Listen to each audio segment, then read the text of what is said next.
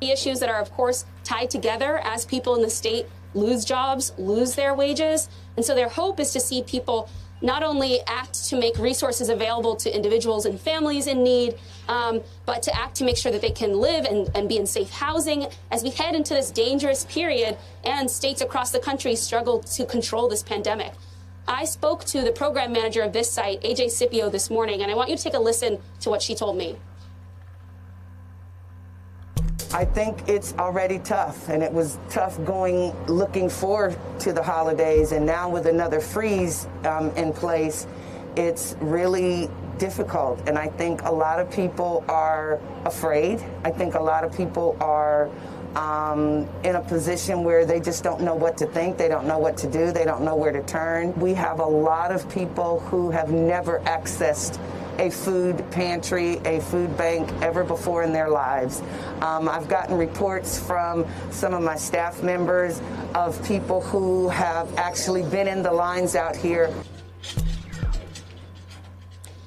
The program managers and the volunteers here all echoed exactly what AJ just said here, that a lot of the people that are starting to show up in their cars in these lines are first timers. They have never before needed to access a food pantry before, which I think tells you a lot about the crisis that we're in at the moment.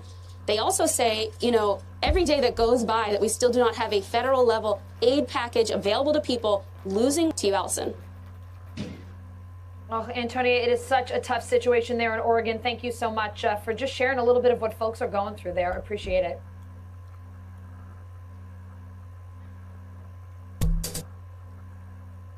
Каждый, кто когда-либо искал работу, рассылал резюме или смотрел вакансии, так или иначе натыкался на удаленную работу. Ну, точно слышал о такой.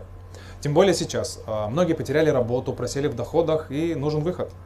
Я как раз занимаюсь трудоустройством специалистов на удаленку, а показываю мир удаленной работы и обучаю тому, как зарабатывать из дома приличные деньги. Приличные — это сколько? Это московская зарплата, сидя дома. Следует отметить, что заработок более 100 тысяч рублей в месяц на удаленке абсолютно нормальное явление.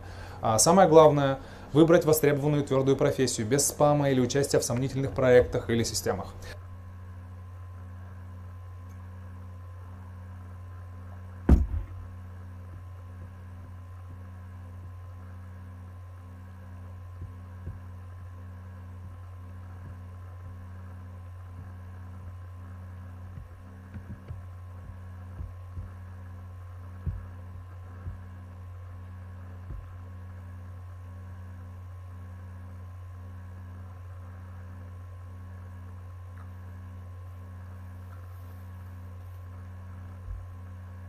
Hi, I'm Gareth, and in this video we're going to be thinking about how to write better harmony. Now, what I've got on the board here is a piece of harmony that in many ways is kind of textbook stuff. It's perfectly safe harmony, the chords all work. When you're looking at the individual parts, they all kind of flow along quite nicely. There's nothing particularly wrong with it technically. Actually, when you're listening to it, it's just a little bit boring, really. So it sounds like this.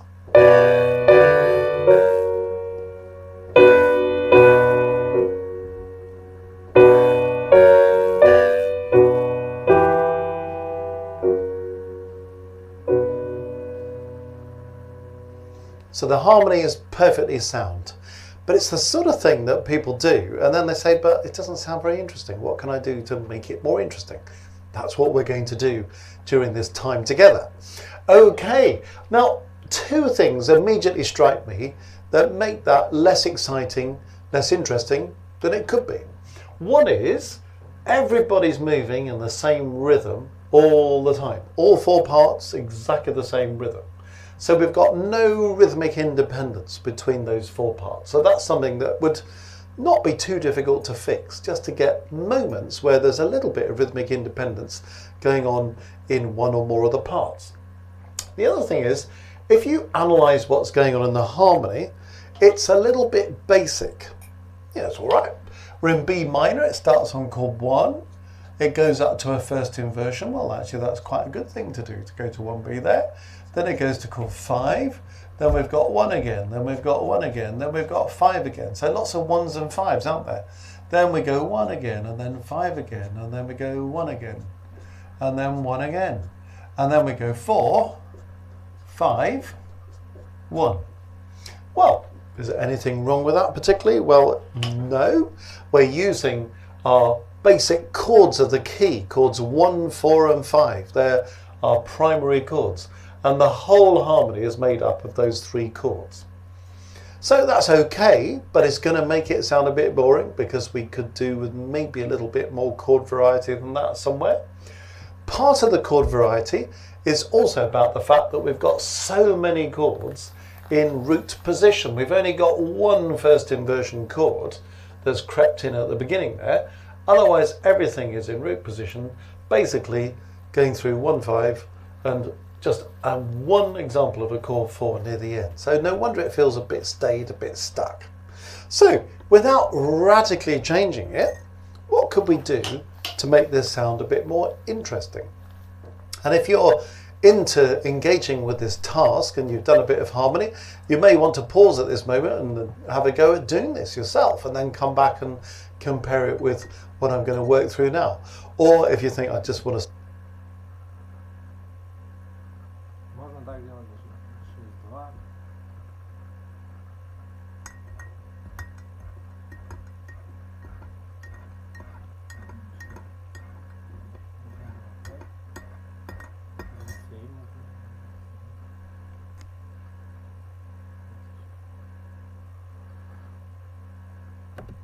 stick with this, that's absolutely fine. Okay, now, is anything fundamentally wrong with the harmony of the first bar? I don't think there is really. So I'm not going to suggest anything too radically different because we've got our initial establishment of the key using chord 1 and we have a progression to chord 5 by the end of the bar and we've used a first inversion chord. So in fact, there are many strengths in the first bar for the reasons I've just outlined. There is a little trick we can play in the bass though that would just spruce this up. You can see that the B moves to a D, so what's to stop me putting in a passing note onto the D? And if I'm going to put a passing note between B and D, which obviously I can do because that's a third and you just need to slip in the note in between, and then that gives you that passing note between 2 notes that belong to a chord. Well, I could do the same thing here, couldn't I? Because this could then run up to my F sharp. So harmony note, passing note, harmony note, passing note. Suddenly, it just makes the bass line more interesting. Instead of, I've now got, and that gives us a bit of rhythmic independence as well. So the original first bar, in many ways, is perhaps the strongest bar on the whole piece. But stick a few quavers in the bass, sounding rather more interesting, isn't it? Okay, well, if we're going to do that, that seems fair enough. Maybe the next chord is also all right. You know, that's going to take us back to chord 1 again, which is fine. Now, because I've had 1 there, and I've already had 1 there, and I've had 1 there, I wonder if there's an alternative here. This is really a kind of midway phrase point, isn't it? I suppose just to make that clear, we could indicate that, couldn't we? Just to give us an idea that we've got 2 phrases there. Okay, now then, if we've got an imperfect cadence there, finishing on chord 5, well, that could be 1, 5. But what are your other options? It could be 2, 5. It could be 4, 5. Well, I wonder if maybe just by changing that chord, we could get a chord 4 in there. Because so far we've got this chord 4, but we haven't got any other 4s. So, you know, if we're not trying to be too adventurous with the harmony, but we've got an option to put another chord 4 in, we might as well, mightn't we? And then maybe we need to sit down on chord 5 here because it's this imperfect cadence we were talking about. There's a little opportunity here now because we've got E and the tenor to slip in a passing note there. So do you see, between the E and the C sharp, I can just have that little passing through D.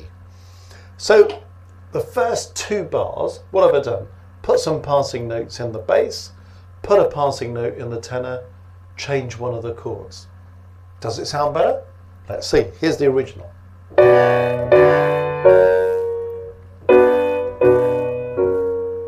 You see the problem with that you're going 1, 1, 5, 1, 1, 5. That's why I'm trying to break that cycle a bit by using a 4. Listen to the use of 4 and the passing notes.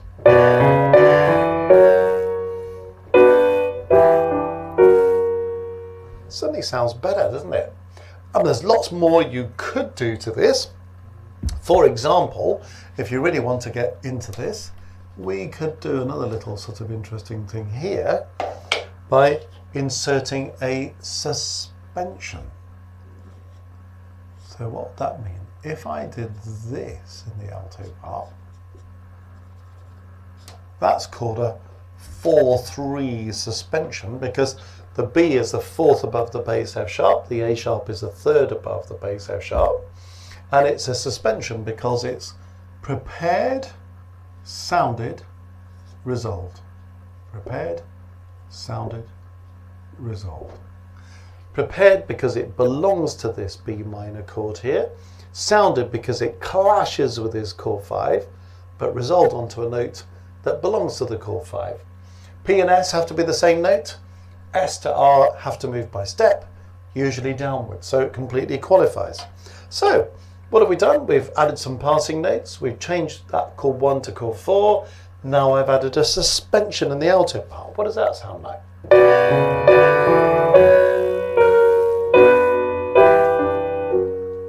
Well, it's starting to sound a bit more interesting, isn't it? Okay, now if we go on to the next bar for a moment, well, 1, 5, 1 again, you know, and we're still maybe thinking we've only got one of these first inversion chords, so maybe we can have something else there. Well, there's a little trick going on here we might just capture. Without changing these chords, when you've got a melody that's going 1, 2, 3 in the key, which is what it's doing, B is the 1st degree, C sharp's the 2nd, D is the 3rd, this is an opportunity for something called a passing 6/4. What's a passing 6/4? Many people will know about this. It's when you go 1, 5C, 1B, or the other way around, 1B, 5C, 1. So I can go 1, 5C, 1B, or the other way around, 1B, 5C, 1. And then the other place I can do it is between 4 and 4B using 1C. So 4, 1C, 4B, or 4B, 1C, 4. Those are the two common uses of a passing 6/4. And it's one of the places where you can use a second inversion chord if you want to. Doesn't have to happen this way, but quite often if the melody is going 1, 2, 3, the bass can go 3, 2, 1, so the same thing in the opposite direction. Or if the melody was going 3, 2, 1, you could do it the other way around. Well, let's try this passing 6/4 thing, shall we? So if I start on D here, and then I come down the scale, you can see what I'm doing. 1, 2, 3, 3, 2, 1. And then if we do this as a passing 6/4, well, we would do something like this. It's just involving a slight reorganization of middle parts for a kind of optimum result, but it's still essentially the same chords. But instead of going too adventurous with the harmony, but we've got an option to put another chord 4 in, we might as well, mightn't we? And then maybe we need to sit down on chord 5 here because it's this imperfect cadence we were talking about. There's a little opportunity here now, because we've got E in the tenor, to slip in a passing note there. So do you see, between the E and the C sharp, I can just have that little passing through D. So the first 2 bars, what have I done? Put some passing notes in the bass, put a passing note in the tenor, change one of the chords. Does it sound better? Let's see. Here's the original.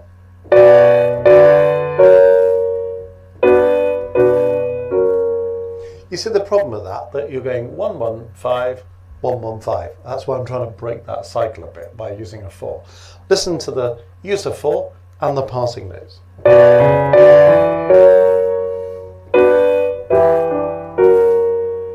Certainly sounds better, doesn't it? And there's lots more you could do to this. For example, if you really want to get into this, we could do another little sort of interesting thing here by inserting a suspension. So what that means, if I did this in the alto part, that's called a 4-3 suspension, because the B is the fourth above the bass F sharp, the A sharp is the third above the bass F sharp, and it's a suspension because it's prepared, sounded, resolved. Prepared, sounded, resolved. Prepared because it belongs to this B minor chord here, sounded because it clashes with this chord 5, but resolved onto a note that belongs to the chord 5. P and S have to be the same note, S to R have to move by step, usually downwards, so it completely qualifies. So, what have we done? We've added some passing notes, we've changed that chord 1 to chord 4, now I've added a suspension in the alto part. What does that sound like?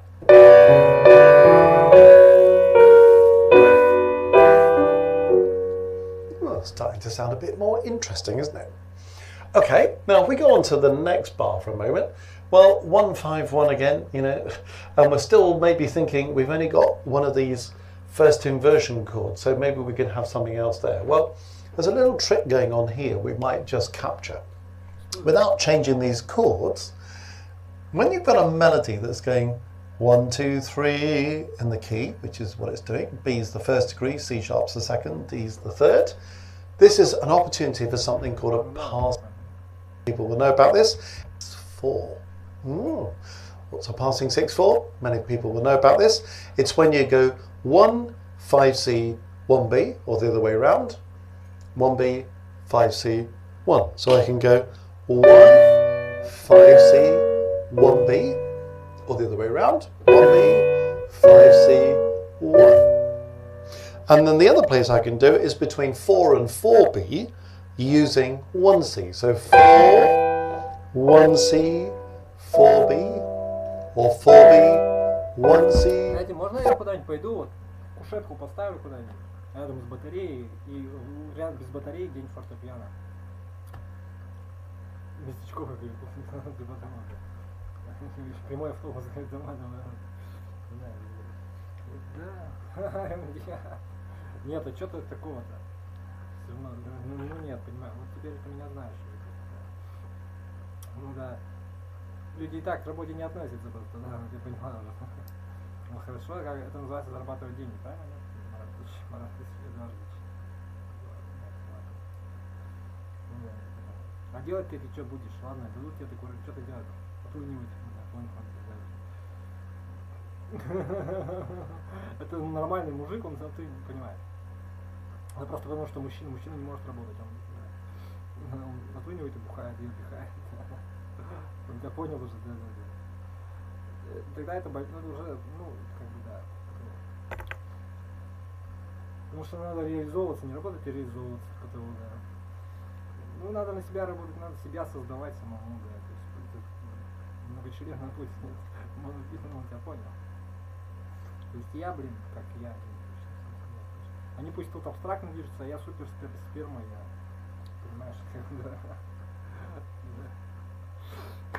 Меня не касается, да. Я не могу просто, это настолько тупо, что ты даже удивишься. Нет, даже не понял никогда. Я, может быть, и не прав, я согласен.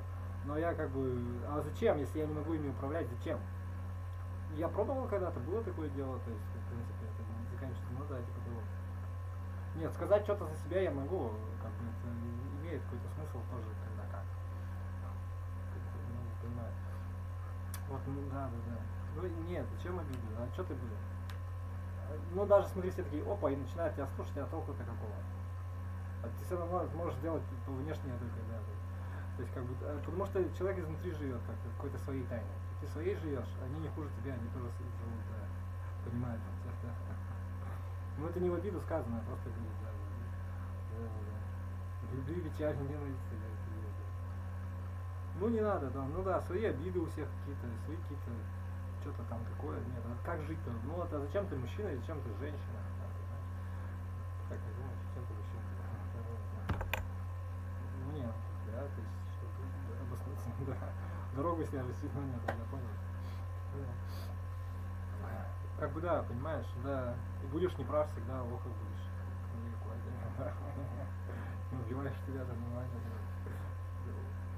Ну, это знает, нормально. Вот в том-то и штучка, что нормально можно, да.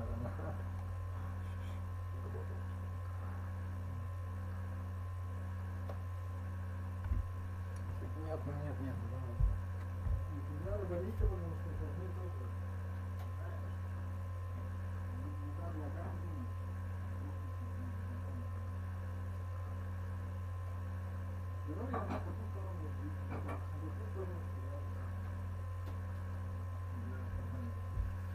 Потому что я это праздное состояние души, да. Нет, не надо.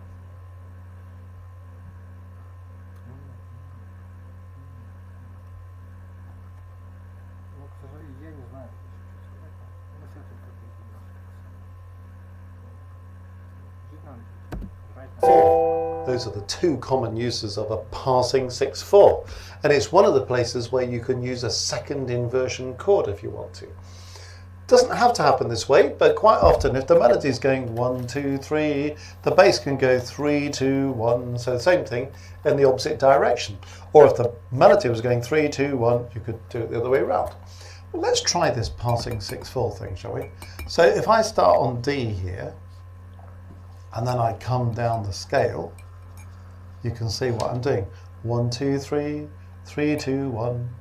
And then if we do this as a passing 6/4, well, we would do something like this. It's just involving a slight reorganization of middle parts for a kind of optimum result. But it's still essentially the same chords. But instead of going 1, 5, 1, I've now gone 1B, 5C, 1. So you see, just by sprucing up the inversions a bit, we're going somewhere. So nothing wrong with the original. 1, 5, 1. Now I've got 1B, 5C, 1. Okay, so it's just making it a bit more interesting, isn't it? Having done that, well, I could go on to my next chord and we could go back to 1, or we could go back to 1B. The reason why I'm suggesting 1B is we've just had 1. So maybe we could hop back to the 1B. And on the same principle of what we've just been saying about the melodic movement between the top and the bottom in the passing 6/4, always look at this possibility. The top part's going D, B, the bottom part's going B, D. So swapping over is something that you can easily do. So we might end up just by putting a first inversion there. That could be quite a nice thing to do. Now you might be looking at this saying, well, I thought we were trying to make it more interesting, but isn't this alto part a bit boring? F sharp, F sharp, F sharp, F sharp, F sharp. Well, yes, it is a bit boring, but actually one of the marks of good harmony is that you often have stability in one of the parts. It's often the alto part, but it sometimes can be the tenor part, where when you're going from one chord to the next, if you've got a note that's common to the progression of chords, you try to sound it in the same part. It gives you a smoother transition between one chord and the next. So the altos won't thank you if you give them thousands of F sharps, but actually it's a sign of a bit of stability there. Now, the other thing you could do, having got this bass line, is, well, what about one of these passing notes in here? Look again. We could do that, couldn't we? And then we could stick with our chord 4. Well, why not? You know, there's nothing wrong with it, is there? So let's put that in. I'm going to just do something in the tenor here. I'm going to make that into a crotchet and have a passing note. Because whenever you've got this movement of a third melodically, you've always got the option to put a passing note in. It doesn't always work, but third, have a passing note. Because whenever you've got this movement of a third melodically, you've always got the option to put a passing note in. It doesn't always work, but often it does. And then we can have this. And I'm just thinking, rather than just have these 3 chords going, if we can get some movement, that would be quite nice. So already, So that would just take the rhythm somewhere. And then we could even do something a bit more nifty here. Now, have a look at this little trick.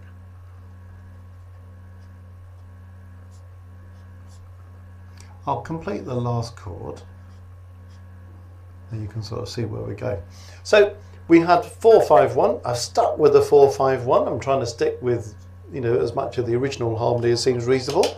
You know, we're not over-exciting the choice of chords, but just trying to make it work better. But just for having a passing note in the tenor there, taking me on to this chord 5, then what I've done is I've put a passing note in the tenor going the other way, on turn E, and that E turns this chord 5 into chord 5-7. So if you start with a 5 and then you make it 5-7, it strengthens the chord. So by the time I get to that E, it's strengthened that 5 to a 5-7. If you write a 5-7, you just have to be a little bit careful, because when you write a 5-7, when it resolves, the 7th should fall by step, which it does. The 3rd should rise by step, which it does. So that's lucky, isn't it? So the last 2 bars originally were this. And now we've got this. So what I've tried to demonstrate there is by keeping 3 parts exactly the same, and just by altering 1 part, we can make it actually transform a bit. Now you might want to do this little trick at the end and turn this D into a D sharp. Well, why would I want to do that if I'm in the key of B minor? Well, that's something called a TS de Picardy. It only works in this instance when you're in a minor key, but you decide instead of using the tonic chord, chord 1 at the end, you borrow chord 1 or the tonic chord from the tonic major key. We're in B minor, I'm borrowing that chord as chord 1 in B major, and it gives you this kind of brighter major finish. So I'm in a minor key here and I finish on a major chord. So how does all that come together? That's rather nice, isn't it? To have that brighter, more optimistic finish. Okay, so that's all good. You know, are there other things we could do? Absolutely. You could, for example, decide you're going to put a passing note in the bass here. And that's another instance where you end up with a chord 5, and by adding the passing note, it becomes 5-7. This time, rather interestingly, 5-7 in last inversion, a 5-7 D chord. Does the 7th fall by step? Yes, it does. Does the 3rd rise by step? Yes, it does. Well, that's absolutely fine, isn't it? Okay, have a listen to the original again.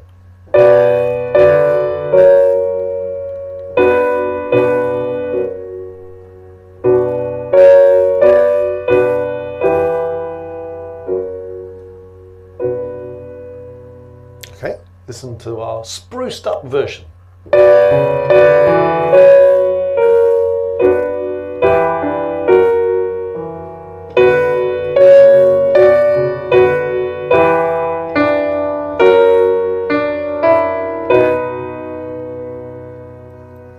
You could do much more with that. You could experiment with more interesting chords, for example. We could use chromatic chords. We could use chords within the key that are just a bit more exciting. What I'm trying to demonstrate here, though, is how would you take that? Say that was your first draft of something where you spent ages choosing chords that fit, writing parts that fit, avoiding breaking any rules of harmony like consecutive fifths, consecutive octaves, double major thirds, all that kind of stuff, where the voice leading all kind of works all right. How would you then take that and turn it into draft 2? And I'm suggesting here that you've got something that would make it a rather more interesting thing. Is there more you could do? Absolutely. I mean, you might decide that some of this stuff, the tenor part could do something like this in the 3rd bar. And it would get even more interesting, wouldn't it? You could use a diminished 7th chord here, for example.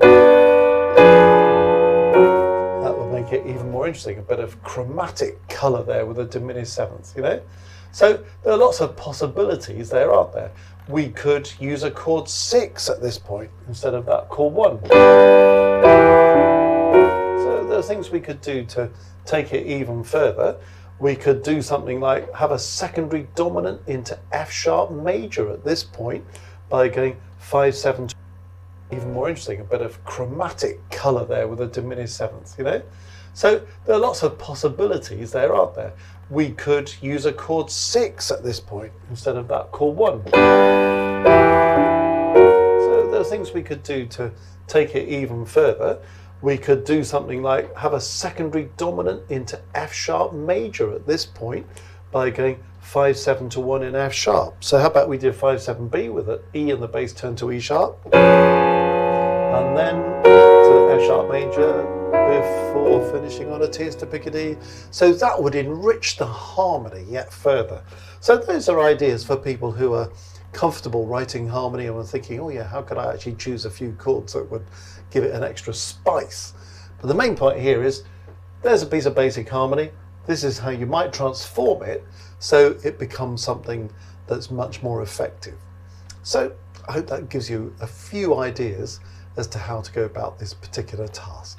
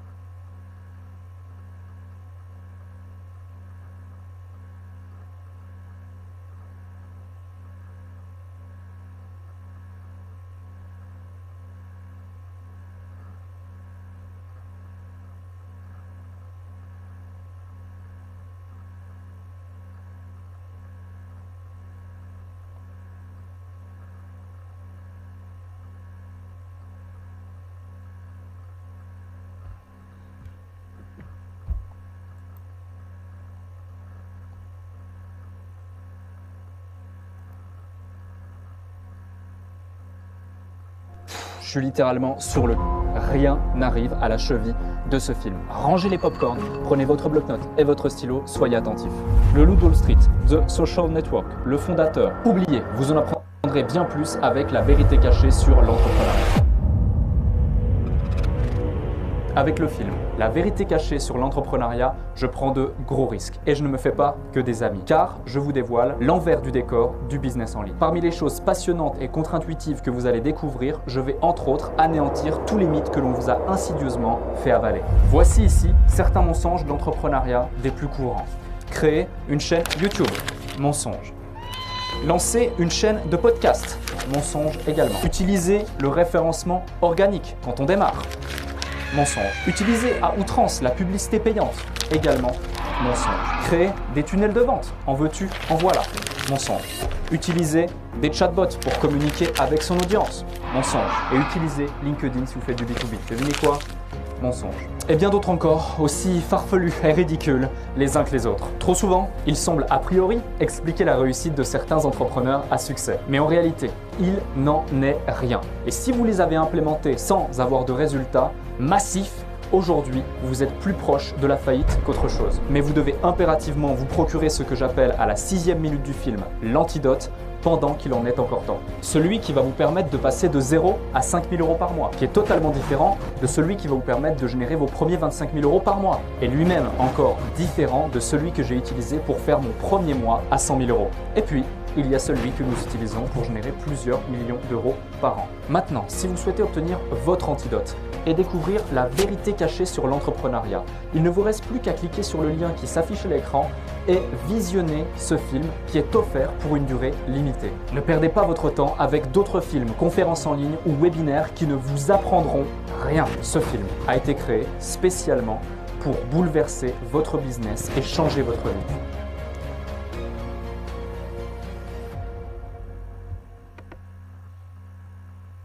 Dear fellow scholars, this is 2-minute papers with Károly Zsolnai Fehér. You are in for a real treat today, because today we are not going to simulate just plain regular fluids. No, we're going to simulate ferrofluids. These are fluids that have magnetic properties and respond to an external magnetic field, and you will see in a moment that they are able to even climb things. You see in the reference footage here that this also means if there is no magnetic field, we have a regular fluid simulation. Nothing too crazy here. In this real-world footage, we have a tray of ferrofluid up in the air and we have a magnet below it, so as the tray descends down and gets closer to the magnet, this happens.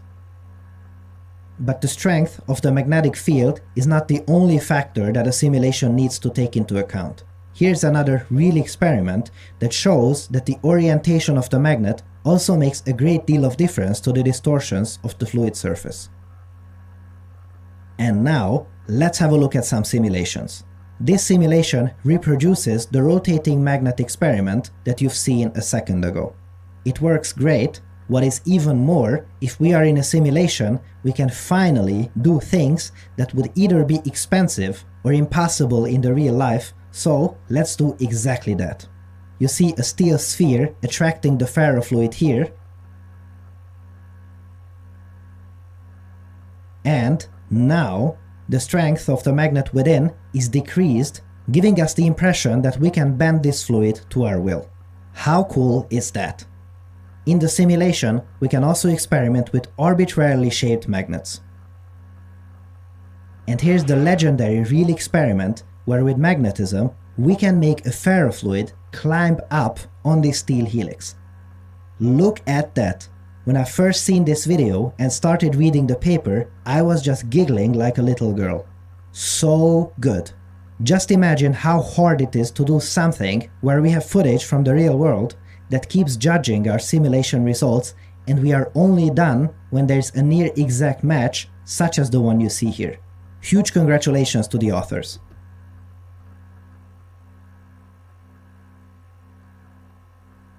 You see here how the simulation the one you see here. Huge congratulations. Done when there's a near exact match, such as the one you see here. Huge congratulations to the authors. You see here how the simulation output depends on the number of iterations. More iterations means that we redo the calculations over and over again and get results closer to what would happen in real life at the cost of more computation time.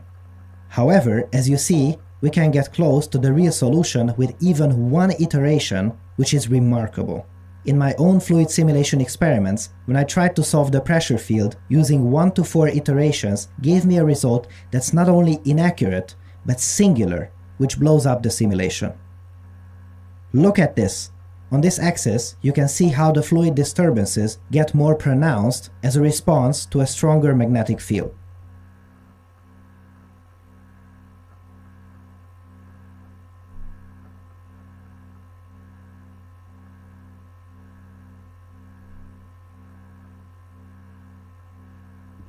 And in this direction, you see how the effect of surface tension smooths out these shapes. What a visualization!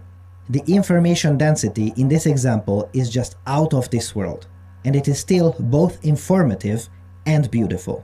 If only I could tell you how many times I have to remake each of the figures in pursuit of this, I can only imagine how long it took to finish this one. Bravo! And if all that's not enough for you to fall out of your chair, get this. It is about Libo Huang, the first author of this paper. I became quite curious about his other works and have found exactly 0 of them. This was his first paper. My goodness. And of course, it takes a team to create such a work, so congratulations to all 3 authors. This is one heck of a paper. Check it out in the video description. Thanks for watching and for your generous support, and I'll see you next time. Learning guitar? Wait, don't touch that skip button.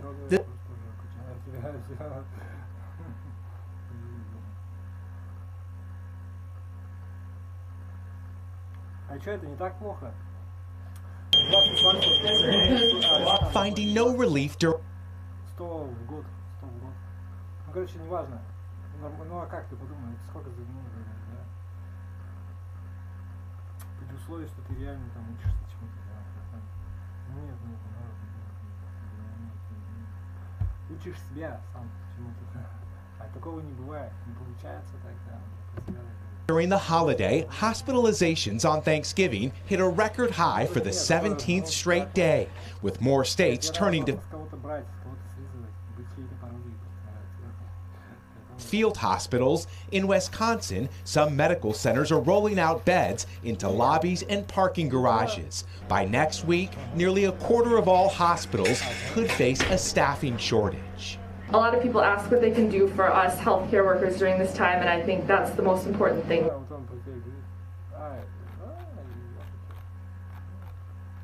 Я вообще никто, что ты на меня смотришь? Хочешь доказательства? Хочешь посмотреть, сколько у меня деньги на PayPal? Ну и там, ну ладно, я не буду показывать. Вчера посмотрел.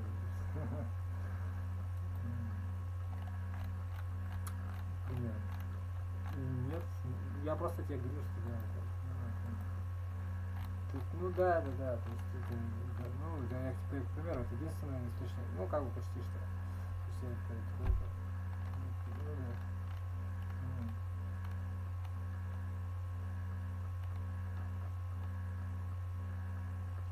ну типа того, ну блин, что ты, я понял. Да при чем здесь не для денег, почему? Это момент, я понял. Сейчас, ага, сейчас. Ну да, просто. Ну да. А, много идут, знаешь.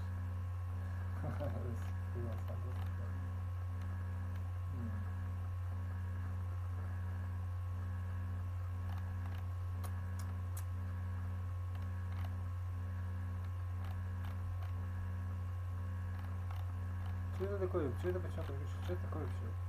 Какие-то, блин, штуки эти, блин. Желтые красоты.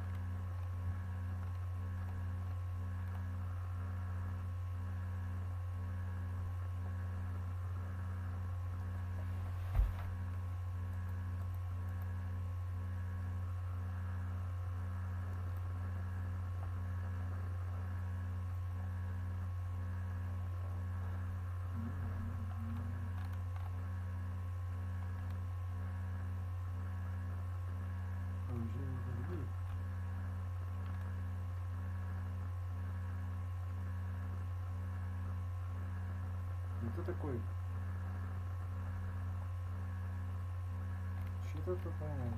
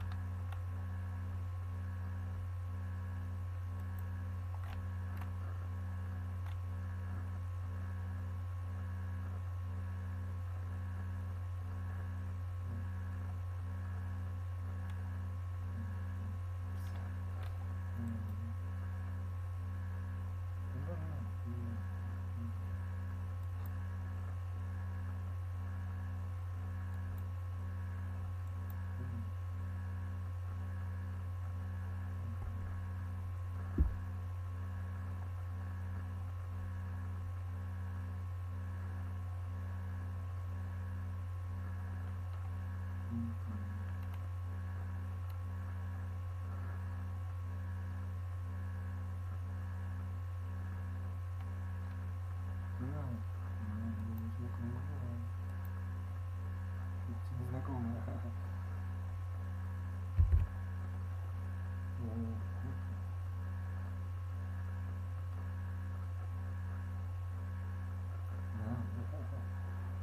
Ой, у меня такая одежда. Незабвенная.